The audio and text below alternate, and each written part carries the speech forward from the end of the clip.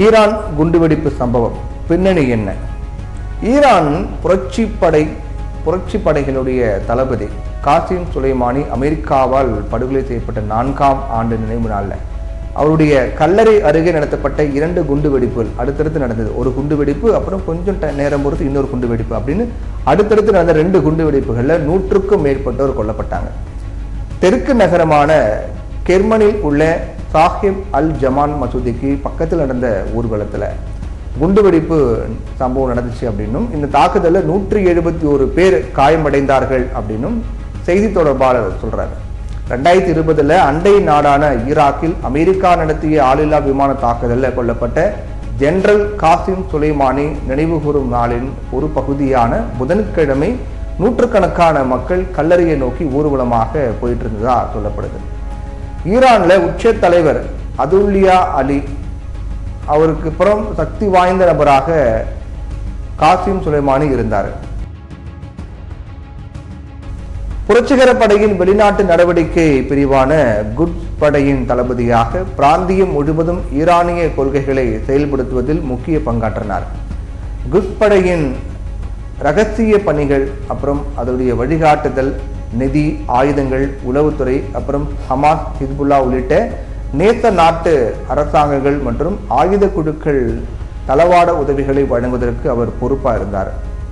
2020ஆம் ஆண்டில் அவருடைய கொல்ல உத்தரவிட்ட அப்போதைய அமெரிக்க அதிபர் டொனால்ட் ட்ரம்ப் காசிம் சுலைமானியை உலகின் நம்பர் 1 பயங்கரவாதி அப்படின்னு குறிப்பிட்டார். காசாவில் இஸ்ரேல் நடத்தி வரக்கூடிய தாக்குதல்கள் பதற்றத்தை அதிகரித்திருக்கக்கூடிய நிலையில இந்த குண்டுவெடிப்பு சம்பவம் பதற்றத்தை உச்சகட்டத்திற்கு எடுத்து சென்றிருக்கிறது. உக்ரைன் போரில் அமெரிக்காவும் ஐரோப்பிய நாடுகளும் உதவிகளை வாரி வழங்கியும் ரஷ்யா ஆக்கிரமித்த பகுதிகளிலிருந்து அதை வெளியேற்ற முடியல. நவீன இராணுவ உபகரணங்கள் மற்றும் தீவிர பயிற்சிகளின் மூலம் யுக்ரைனிய இராணுவம் மீண்டும் முன்னிலை பெற முடியும் அப்படின்னு நேட்டோ அதிக நம்பிக்கை கொண்டிருக்காங்க. ரஷ்யர்களால் கைப்பற்றப்பட்ட பெரும்பாலான பகுதிகளிலிருந்து அவங்களை வெளியேற்ற முடியும் அப்படிங்கிற நம்பிக்கையும் மேலோங்கி இருக்குது. ஆனால் இது நடக்கல.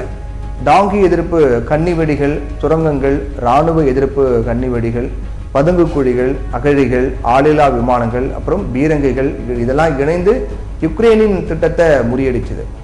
யுக்ரைனால் மிகவும் எதிர்பார்க்கப்பட்ட ரஷ்ய எதிர்ப்பு தாக்குதல் தோல்வியடைஞ்சது.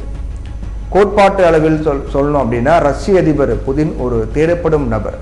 மார்ச் 2023 நெதர்லாந்து நாட்டின் ஹேக் நகரில் உள்ள சர்வதேச குற்றவியல் நீதிமன்றம் யுக்ரைனில் ரஷ்யா குழந்தைகளுக்கு எதிரான போர்க்குற்றங்களில் ஈடுபட்டதாக புதின் ரஷ்ய குழந்தைகள் நல உரிமை ஆணையர் மீது குற்றம் சாட்டியது. இதனால சர்வதேச அளவில் அதிபர் புதின் தீண்டத்தகாதவராக மாறிவிடுவார் அப்படின்னு மேற்கத்திய நாடுகள்லாம் எதிர்பார்த்தாங்க. ரஷ்ய அதிபர் புதினுக்கு சொந்த நாட்டிலேயே எதிர்ப்பு அதிகரிக்கும் அப்படின்னும், வெளிநாடுகளுக்கு புதின் சென்றால் கைது நடவடிக்கை மேற்கொள்ளலாம் அப்படின்னும் மேற்குலக நாடுகளாம் எதிர்பார்த்தாங்க. ஆனால் இதில் எதுவுமே நடக்கல. அந்த நீதிமன்ற தீர்ப்புக்கு பிறகு அதிபர் புதின் கிர்கிஸ்தான், சீனா, ஐக்கிய அரபு எமிரேட் மற்றும் சவுதி அரேபியா ஆகிய நாடுகளுக்கெல்லாம் போனார். ஒவ்வொரு முறையும் அவருக்கு பிரம்மாண்ட வரவேற்பு அளிக்கப்பட்டது.